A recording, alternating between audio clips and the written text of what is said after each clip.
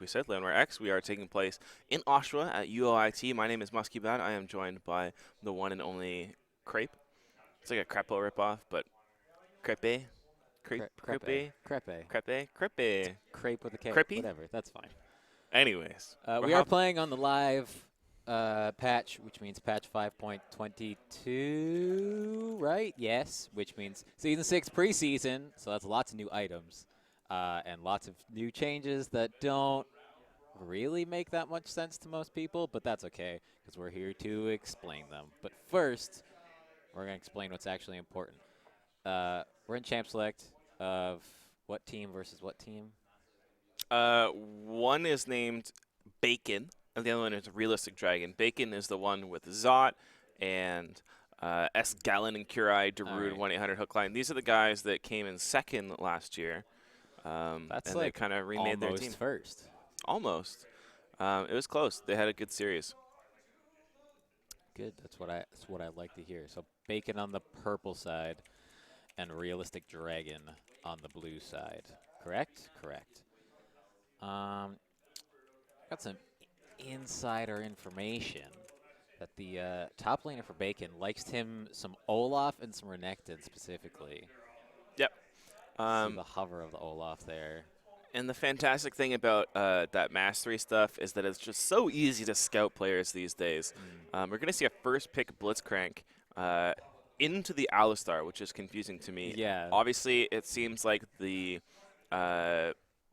not Bacon, but the other team has done some research. Realistic Dragon maybe expecting the Blitzcrank. They first picked the Alistar, and then, yeah, they go for the Blitzcrank. Blitz was recently nerfed a couple patches ago. His overdrive now has like an underdrive, basically, where once he presses W, it'll give him that speed boost for a second, but then it'll give him basically negative move speed, and it'll slow him down quite a bit. And if you get a little bit too aggressive and you go in for a play, you go in for a hook, and it backfires, you could be in a lot of trouble, and it can just set up an easy engage for the other team. However, one thing that is important is that the Graves was like pretty heavily reworked recently, whereas auto attack is now basically his Q. The Blitzcrank Graves lane is pretty ridiculous because Graves has so much ridiculous burst damage at a short range that, you know, Blitzcrank gets him in there, someone's probably dead. Because Grizzcrank, I can't even speak. This is going to be a long day. Blitzcrank does a fair amount of burst damage himself. Crappy Crank. I don't play Blitz. Are you implying I'm a Blitzcrank main? Are you a support main? What's your main? I'm a mid lane main. Mid lane main. But when I play support, when I have to play something that isn't mid lane, I play support. I've played Blitzcrank mid. It's pretty hilarious. I have also. It's kind of you just like sit and wait and try to hook them under your tower. Yeah, I don't messed expect up. this. I messed up. I think it was like an Ari or an Oriana. It was an Oriana. Messed her up, dude. Nice. Messed her up. I don't expect this to be a Blitzcrank mid, although it's technically possible. Hecarim, obviously really strong with the new mastery work and the new items coming out. Tryndamere as well, very strong. Proper broken. Yeah, but on the flip side, I mean, Ryze very strong into those champions as well. I think Olaf is actually a good matchup against Ryze simply because he is able to control the lanes pretty well. And once he gets level 6, you don't have that perma-snare kind of option that Ryze does have. His kit is super broken. Being able to spam that W is just freaking nuts, man. You can get like 3 off in like 2 seconds. So an Olaf able to capitalize on that lack of CC before Ryze is able to build up his Rod and his Tier and his Archneedle Staff. You can definitely put some damage into him. And the Kindred, actually the first competitive Kindred game I'm going to be able to see, which is going to be very cool, probably seeing her in the jungle. Yeah, Kindred is a weird champion in that very, very snowbally, which is good in this kind of a meta because there's a lot of really early kills. There's a lot early first blood is earlier, just because the way the game was changed in preseason. Riot's trying to speed up the game. Kindred is a very snowbally champion. You get stacks, you do more damage. That means you get more stacks probably, and then you do even more damage, and then the game's over. And her clear is shockingly good. She actually can do a full clear from level 1 to 3, whatever, do her full clear and have mostly full HP and be ready to go in for a gank. Assuming that she kites the camps properly. I'm interested to see how that matchup goes. Okay, that seems a little bit more realistic. Rumble, not a great matchup against the Olaf. Kennen, pretty damn good. There's also a lot of CC here. There's a lot of zone control, a lot of CC coming out from this team. A lot of hard engage. not much disengage. They do have some peel, but when you think about it, who's going to be going in, right? It's going to be the Olaf, and every cannon is going to be pretty much ignored by the Olaf. He's going to be able to just run in right at that Callista, and if he lands his Axis, that should be a dead 80 carry. Interesting to see the Kindred come in against a very strong counter jungler like Shyvana, somebody who might be able to contest, those Scuttle Crabs, those Wraiths, whatever, wherever that mark spawns. I expect to see quite a bit of attention towards that jungle area. Mid lane, of course, will play a big part in that as well, because whoever controls that lane will be able to come help their jungler quicker, and Cassiopeia, very, very, very good against Ryze. Ryze has very short range on his spells, and even before the changes on Ryze, before his laning was kind of made a little bit weaker, depends kind of what the matchup is. He does get the shield, that kind of thing, but having skill shots instead of targeted means that it's a little bit harder to win those trades, and Cassiopeia just dominates these types of champions early on in the game. Both of those mid laners taking Ignite as well. Very aggressive in the mid lane, which is strange for some considerably late scaling champions. Just a little bit on the jungle again with the Kindred against the Shyvana. Shyvana is, yes, very good at counter jungling. However, Kindred is very good at kiting, which is the one thing that Shyvana has a lot of trouble with. Has very little, it doesn't have a gas, has a I'm going to go real fast move, but when then that's gone, she gets kited and she's dead. Most likely. If there's ever going to be a massive cannon ult, it would be a game changer. Yeah. All Kindred needs to do is drop her ultimate. Yeah, exactly. So, it's interesting. It's, actually, we do see the Ryze change his abilities last second, his summoner spells. It's okay. Very team play focused. I like that. Interesting. We'll be able to kite the Olaf as well and maybe flash a hook if he needs to, flash, some sort of ult like that. Lots of AoE coming out from both teams. Of course, the Cassiopeia topped up with that Graves. If they get any sort of jungle fights, they land their ultimates right. That's a melted team, 100%. Yeah, the hard engage coming from the blue team is pretty nuts. I feel like there's a little bit of a lack of engage coming from the purple team. They do have the hooks, though. Yeah, land a hook and someone's dead, most likely, which is great, don't get me wrong. But their only real reliable engage is Olaf pressing R and running in, which only works to an extent. Yeah. Like, it can still get kited.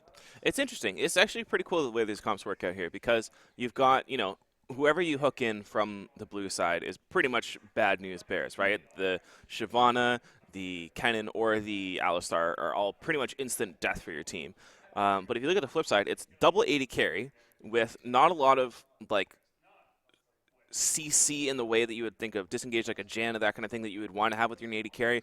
But when you play Cassiopeia in a very specific way, you go for that Rylai's first, you get a tier or something like that, and you build more around being just like a hyper damage threat.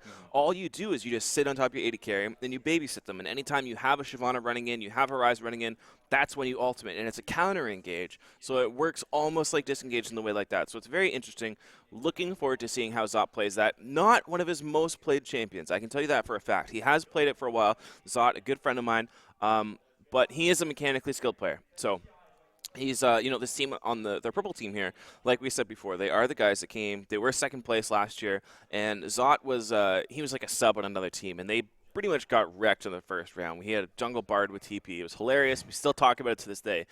And he got picked up by this team. He was talking in the chat later on in the tournament, and they connected, and, this year they practiced a little bit, and they're coming in for that redemption. Not sure that much about Realistic Dragon. Haven't heard a lot about them, but Best Riv in China, that's a lot to live up to. Yeah, I mean, absolutely.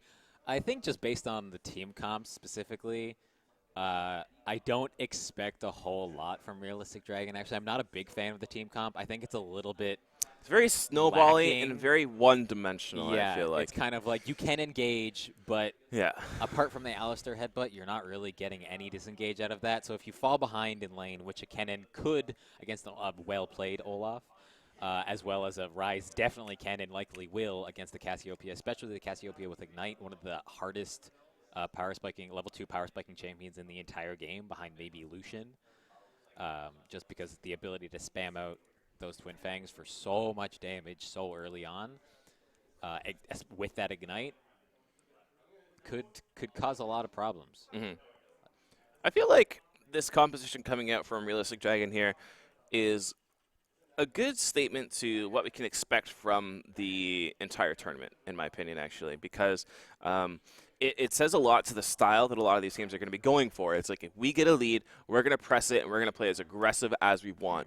And if they're able to capitalize on it, if it fits their play style, then sure, they'll be able to take a game. But if you match up against a team that is significantly better than you, then they should be able to absorb that. They should be able to stabilize with their wards, with their vision, and bring the game back in the late game. Somebody with 280 carries, sure, it's very, very good in the mid and early late game, but bring it to about 50, 60 minutes, and those champions fall off. However, don't forget, this is preseason, and that means that these games are over in the blink of an eye. So here we go. Realistic Dragon taking on Bacon on the blue side. That is Realistic Dragon. We've got Eclipse, Hecate, Eclipse Tail 99, Best Riven CH, Wolf Furry, and Random Names. Meanwhile, on the purple side, it's not the red side, it's the purple side. We've got the 1-800 hook line on the Blitzcrank, Darude, Mr. Sandstorm himself on the Olaf, Kurai playing Graves, S. Gallon chilling in the jungle on that Kindred, and Zot in the mid lane. We almost busting out the Cassiopeia. We almost saw a little bit of an invade there. However, they did walk over a ward. Don't forget, Blitzcrank pretty much means you want to invade. Yeah. 100% of the time. Hundo, yeah. 100% of the time. 100. Keep 0 to 100 real quick with You that right. blitz. You right. 6 God. Um, God. Hook City. One of the things with the addition of the Season 6 preseason, they introduced a Hook, lot line, of blink. new... Okay, stop. Hook, line, blink. You gotta stop right now. They introduced a lot of new starting items. For example, the Cull, or this, what you see, the Potion of Corruption that Olaf has. They removed the, what's it called, the Crystalline Flask, which is a sustain item that people would buy. No one's actually gone for a new item except for Olaf. And he happened to have gone to, in my opinion, the worst one. It's almost as effective as a potion, as a flask used to be, but you also can't buy potions while you have it. And you want to be popping it while you're going into trades because it boosts your damage. So using it just for sustaining lane isn't effective, which is why I think that as an item it's kind of lacking. I mean, it's almost like if you're going to go for an all-in, why wouldn't you get something a little bit more aggressive, you know, like a Doran's Blade, something like that. And if you're going for sustain, why not just go pods? But if Darude, you know, has a bad habit of not popping potions when he's going in for fights and wants to work on that, then he can do it. I might be eaten. Oh, that was a very clutch stun. Yeah, very, very clutch stun. If he doesn't pop his potions, or, you know, maybe he is going to get a lot of auto attacks off, something like that, then, wow, very, very close to actually getting that first blood. Minion's doing a lot of damage there. Yeah. Darude, we got word from Bot. This is kind of like our secret insider hookup here. Nice hook, sick hick, sick hook. Hick. Sick hick, Oh, here we go. Kindred We level are 3 in gank, what I was option. talking about, has double dust and full HP, hasn't gone back to base yet. YOLO, flash is up, exhaust is up, no problemos there. Burns the heal. Yeah. That This gives Shyvana a really good opportunity to go for a gank unhindered. She is very susceptible to counter ganks, of course. She has no CC. Alistar actually trying to go in here. Does get ignited. Headbutts out the Blitzcrank. And actually, with Shyvana not able to find anything in the mid lane. Instead is pushed in towards the jungle. And this is kind of what we were talking about. The Zot on the Cassiopeia having that ability to push that lane a little bit more, have the control. Not being worried about the Shyvana gank necessarily means that he is able to help his jungler a little bit earlier and keep control in that lane. Shyvana blowing her flash in the mid lane. That is one of the things that made Shyvana really fall out of favor after the power, we call it, when Sadin came out. Is just when it got nerfed a little bit and the damage was not quite so much. She does so little damage. She's definitely a because she farm can't jungler. get to you. Like, she has to be on top of you to do any damage. When she gets on top of you, it's probably dead. But 3-6 especially, her ganks are pretty pathetic. perfectly honest. Yeah, Why I you agree. see UC players in the LCS like high bringing exhaust on Shyvana just so that you have a little bit of utility when you go for those early game ganks. Definitely a farm jungler, definitely a counter jungler, and definitely a pressure jungler as well. Junglers that excel in counter jungling and pressuring objectives and pressuring maps, not because of their ability to kill you, but because of the inherent, you know what? I'll just, interesting trade top lane. I was going off on a little tangent there. It's early, I guess I just, you know, in the morning I talked about it. It's That's kinda, okay. That's okay. yeah. I'll forgive you. Just All I'm trying to say is that Shyvana, even though she can't gank, she can use her strength and her presence in her farm to facilitate the strength of her other lanes, because she's able to kind of just brute force her way into the jungle, scope it out, find where the other jungler is, and gain her lane some security that way. And she does clear camps very, very quickly with the burn on that W, which makes it very hard for Kindred to actually get into the jungle to counter gank to get those stacks. You wanna take a guess what my my Shyvana room page is? 35% attack speed. 29% attack speed and then armor. All right, that's interesting, creative. Pretty good. That's yeah, I'll take it. Never I feel like fails. you're a kind of guy who runs some interesting range setups. Yeah, for sure. I run hybrid pen on everything that uses magic pen. I don't use magic pen. I use hybrid pen for everything because you're gonna auto attack, you know, in lane Alright. you should. And I run AP on my Shaco. AP blues and AP, like 2 AP quints, and then I spec into the AP in the old masteries at least. And yeah, there's no AP. So there's boosted ability power and damage in one mastery. That's another thing actually, is that the new mastery system came out. So there's the what are they called? The keystones, I think they're called. Mm-hmm. I don't actually know if there's ways to see keystones in the spectator mine. Not There that I've probably been able to is. find yet. There probably is, but you know, Oh, here we go. whatever. Look what's going down. Ah, the Rift Herald, my least favorite edition. Most interesting and most underwhelming edition. They're actually giving it to the jungler yeah, there too. that's a mistake, I think.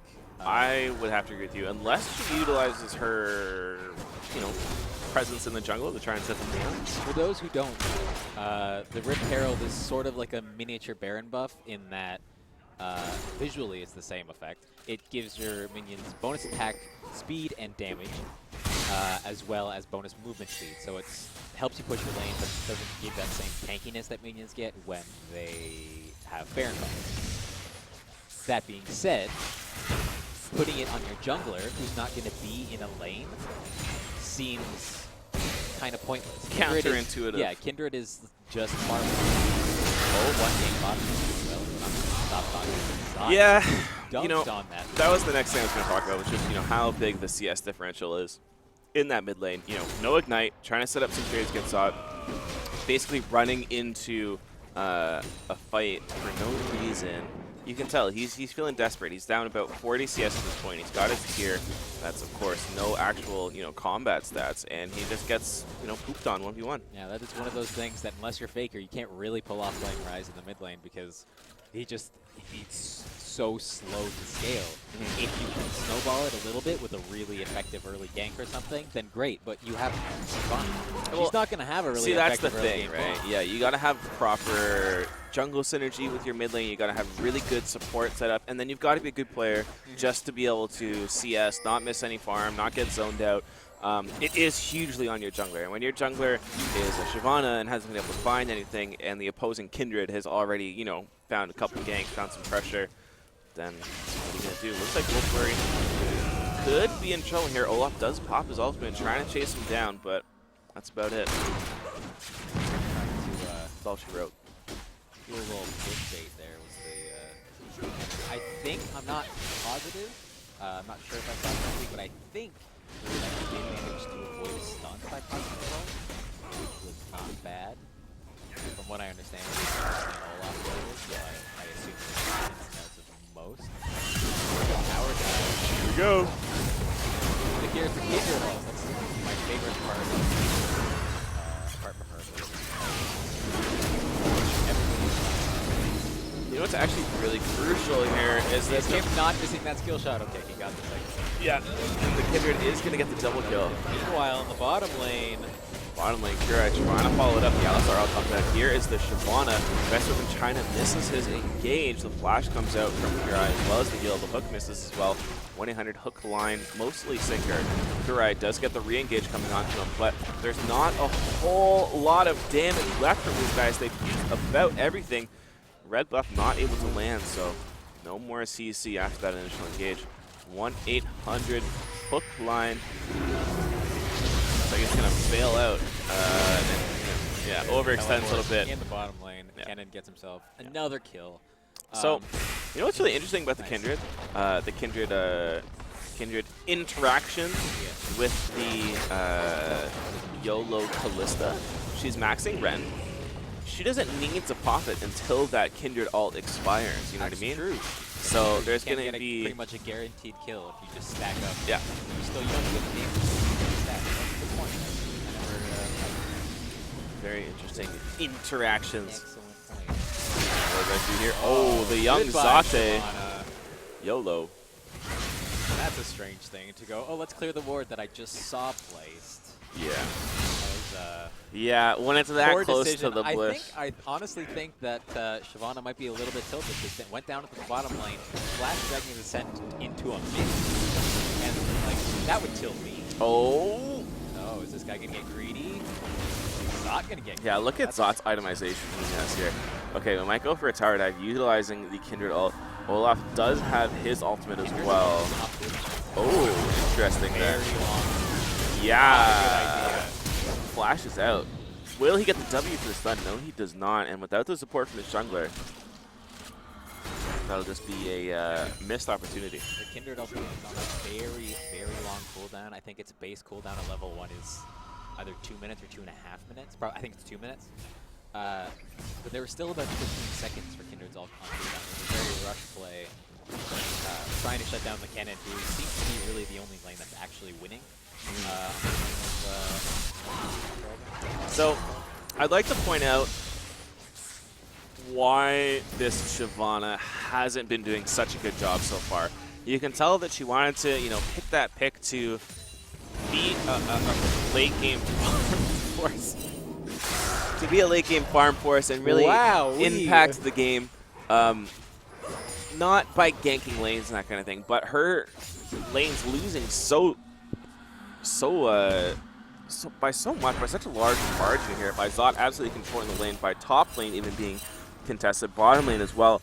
She's forced to gank, she's forced to make plays around the map, and subsequently has fallen behind in CS, is not very strong, hasn't got the items she needs, and is really kind of useless at this point. She doesn't have any deep vision, she hasn't tracked the jungler.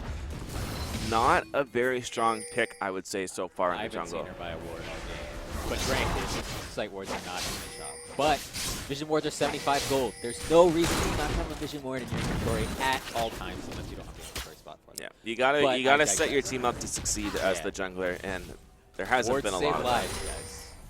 Also, Wards save look at this lives. Graves first, just on a tower with his life. Oh, and another. So, Unlucky. thing is, they are able to pick that up. Kindred slow. Oh, Graves getting quite aggressive here. Not looking at his mini-map like either. misclick. Everyone's missing. And here they are, they show up. And that's going to be a dead Graves. No TP, that could be a dragon as well. Top lane, looks like we are going to go nothing for nothing. Well, no. No, those 2 kills. I mean, in the top lane. But yeah, no, for sure. They're going to be able to pick up the bottom tower and the dragon. They'll get dragon.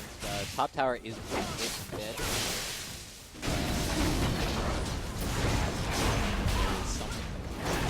Yeah, Olaf has his TP up as well. That's a pretty sizable swing in favor of Relentless Dragon. I would have liked to see them maybe get that bottom tower and try and set up some vision for Dragon as well, because that kind of just allows you to extend the play. Whereas now, they're going to be punished by losing this Dragon as well. Some type of way, let me tell you. Yeah, so no Olaf TP to help with that. No. That's okay though. That's kind of thing that maybe they'll learn from in their next couple of games if they move on with the tournament. That's some shot calling experience there. You don't get that right away.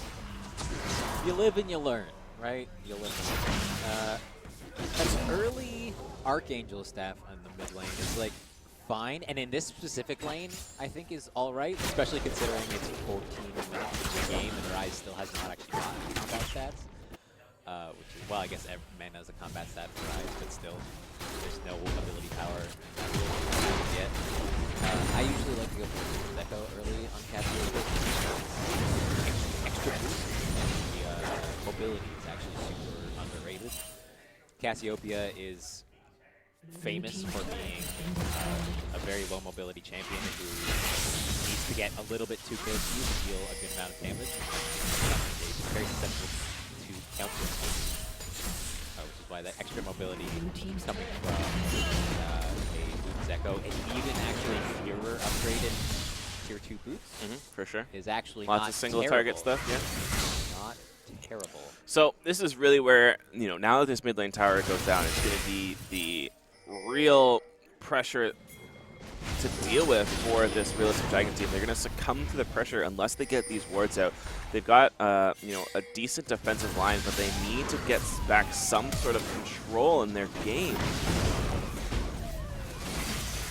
Good disengage coming out from the Alistar here, but really, it's pretty much sink or swim here. Yeah, I feel like there's flashes being blown left and right.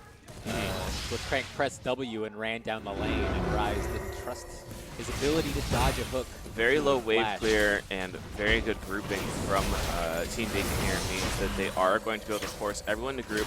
Graves has got a pretty big wave from the bottom wave, and they are going to be able to force a team fight as soon as the pause ends. I think, based on the way I was seeing Kindred interact, I think they DC. Because Kindred wasn't moving at all. Just sitting there auto-attacking the creeps. Nothing wrong with necessarily looks like Kindred has creeps, reconnected. Usually you move. Take a look at the items, though, very quickly. Look at Zot's items. Look at the Graves. He's hit a power spike. It's not completely terrible because they've got the Haunting guys on Kennen, but he doesn't have his Sork boots.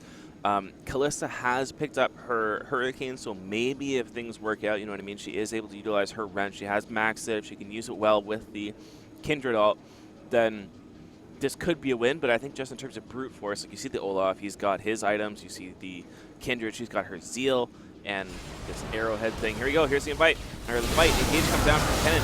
The Kindred ult actually doesn't go in. They just CC Wombo combo right off the pause. That's very unfortunate. She should have been mashing that R. She had a countdown. That's what we in the European server like to call. Yes. I don't know why I said we. I don't play on the European server. Yeah, that was a really well executed fight. I feel like they're taking a little bit of advantage of the DC, which is unfortunate. DDoS anybody? I saw some guys asking for snipes in the chat pre-game, so I don't know.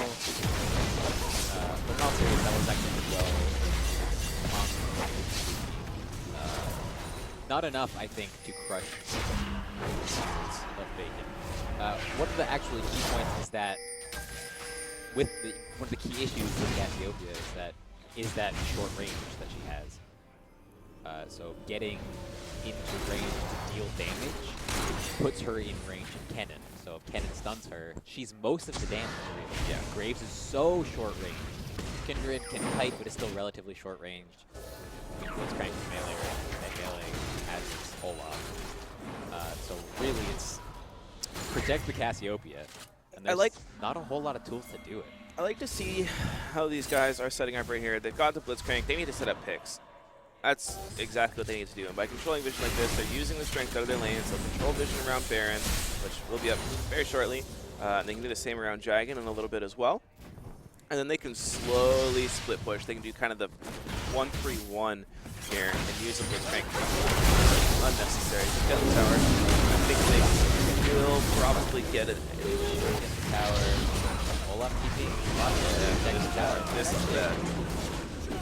Oh. Super good. You can't deal with Olaf like that. You need your. Kalista doesn't have boots. Yeah. And boots is the main thing that makes Kalista's fighting potential to kite so high.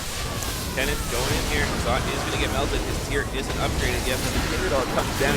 Huge counter engage. Finds the damage on Kennen as well. And that's going to be a double kill for Zot. And the Kindred picking up the last one. I mean, it worked out the one time, but they just keep trying to force it now. I don't blame them considering how far behind they are and such a sticky place they are, but Not working out so far. Frank, what are you doing, my friend? Not a worthy sacrifice. Wait till he takes the tower. They got the kill. They got the tower. He's gonna get the. His hook percentage is pretty low this game. I think he's just trying to up his stats. But that's his Zot going real hard. Spamming that E as hard as he can. Hope his keyboard's alright. Meanwhile, in the bottom, Olaf doing that slow push he does with that Black Cleaver. Getting another stack. I think that's stack number 4, if I'm correct. Something I want to point out is Kennen actually maxed his Q first. It's a little bit bizarre to me, considering that he has been going in hard for these team fights here. You want to stack your W even when you're going up against the melee lane, because it allows you to trade much more effectively with your auto attacks. Oh, just kidding. His ultimate came back in, and now he's fine. That flash was... This Shyvana's very tilted. Best Riven China is most tilted Riven China. Yeah. Just, you know, the pick could have been good. Could have used it as a counter jungler, but not utilized effectively and fell way too behind. Pretty much has no items at this point in the game. Has to build straight tanky. Doesn't have... has half of the status back, which is not enough. Real bad. At this point. Real bad. Rise just completed its Rod of Ages a couple minutes ago, so that's still stacking. They're still, they have it late game, but they do not have really any way to get late game. Should not get there. Here comes the TP to back this play up. It's the Kennen. In my opinion, there should not be an engage here. This is actually a pretty telling situation for the red team. Kindred is at the Kindred's pinging Baron right now. Yeah, I agree with that, actually. They should definitely just do Dragon and then move to Baron. Here comes... I think they're going for a 2-man. See, here's the thing. This is really good by the red team because they don't need to fight. They have huge advantage. The minions are pushing down in the mid wave. They do not need to fight. It's a risk to fight. We already saw them lose once, right? Kennen can find a good ult. Kindred can miss hers. Whatever happens can happen. Whereas they just need to sit around Dragon. They just need to threaten it or Baron. And... that will essentially win the game for them without actually needing to fight. So good job for them not fighting yet. I hope to see a little bit more play like that throughout this game. I'll be honest, I was a little bit bummed to see the Kalista come in because Kalista actually took a pretty decent-sized nerf with this reworked 80 carries patch. Just in that Blade of the Rune King is so much weaker because it's more expensive and deals less damage. But, I mean, Kalista does scale better.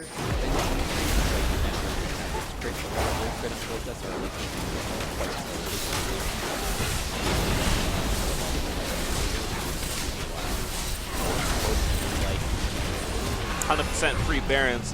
that was And they're going to be able to take this blue and this top lane, and that will be all she wrote, to be honest. This game is just about over.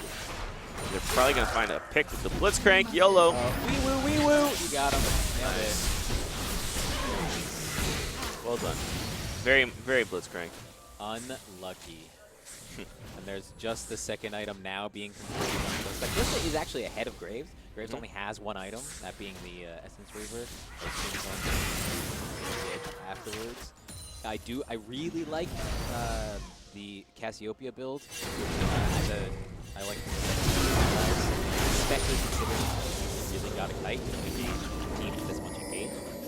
Huge mistake coming out from Graves. This is not the kind of thing you want to be looking at from a team who is, you know, expected to be in the top